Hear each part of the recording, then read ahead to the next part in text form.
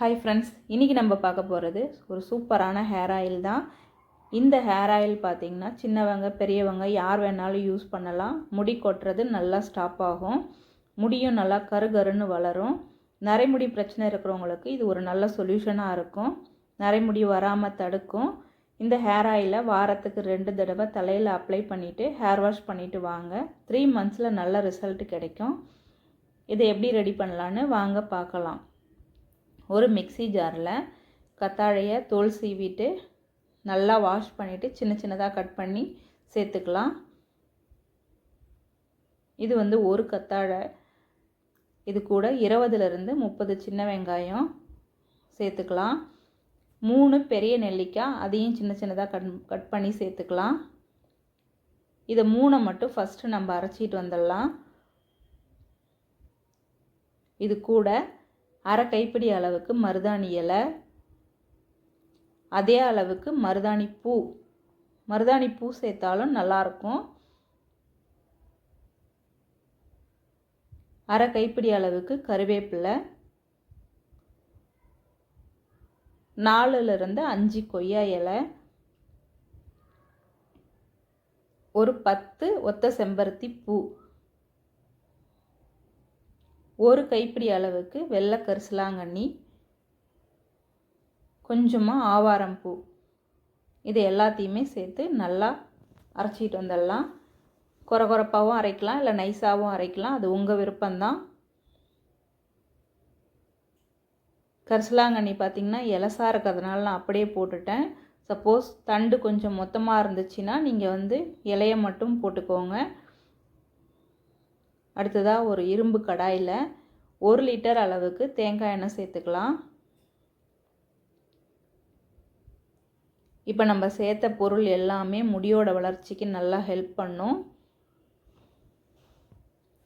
எண்ணெய் கொஞ்சம் சூடேறினோடனே ஒரு 3 ஸ்பூன் அளவுக்கு வெந்தயம், 2 ஸ்பூன் அளவுக்கு கருஞ்சீரகம், 2 ஸ்பூன் அளவுக்கு ஆளி விதை, ஃப்ளாக்ஸ் சீடுன்னு சொல்லுவாங்க. இப்போ இது நல்லா கொஞ்சம் கலர் மாறணும். இது கலர் மாறினோடனே அப்படியே அடுப்பை ஆஃப் பண்ணிவிடுங்க. ஏன்னா இந்த அரைச்ச விழுதை சேர்க்கும் போது பொங்கி எண்ணெய் கீழே ஊற்றிடும். அடுப்பை ஆஃப் பண்ணிவிட்டு இப்போது இந்த அரைச்ச விழுதை சேர்த்துட்டு நல்லா கலந்து விட்டுட்டு கொஞ்ச நேரம் அந்த சலசலப்புலாம் அடங்கின பிறகு அடுப்பு பற்ற வைங்க. அப்போ தான் எண்ணெய் பொங்காமல் இருக்கும். இல்லைனா ஊற்றின எண்ணெய் ஃபுல்லாக பாதி வெளியில் வந்துடும். சப்போஸ் நீங்கள் பெரிய பாத்திரத்தில் வச்சு செஞ்சிங்கன்னா பிரச்சனை இல்லை. இப்போது அடுப்பை பற்ற வச்சுட்டு நல்லா சிம்மில் வச்சுருங்க, ஹை ஃப்ளேமில் வைக்க வேண்டாம். எண்ணெயும் அந்த விழுதும் தனித்தனியாக வர அளவுக்கு நம்ம காய்ச்சி எடுக்கணும். கொஞ்ச நேரத்துலேயே நல்லா கலர் மாறி வரும். எண்ணெயோட கலரும் க்ரீன் கலரில் வருது பாருங்கள்.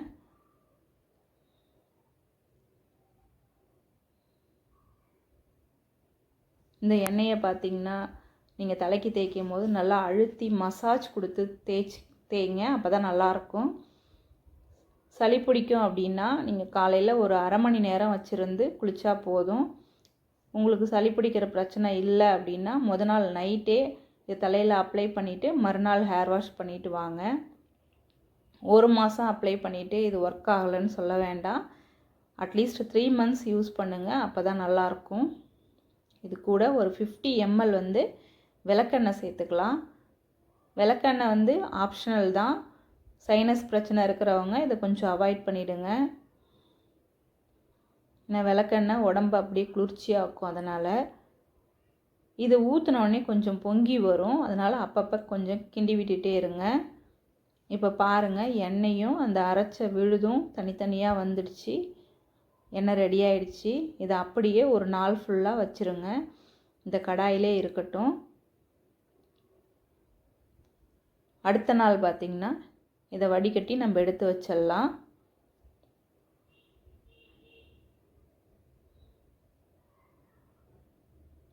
பாருங்கள், நம்ம ஊற்றுனது 1 லிட்டர் எண்ணெய், இப்போ நம்ம கிடச்சிருக்கிறது ஒரு 3/4 லிட்டர் எண்ணெய் தான் கிடச்சிருக்கு.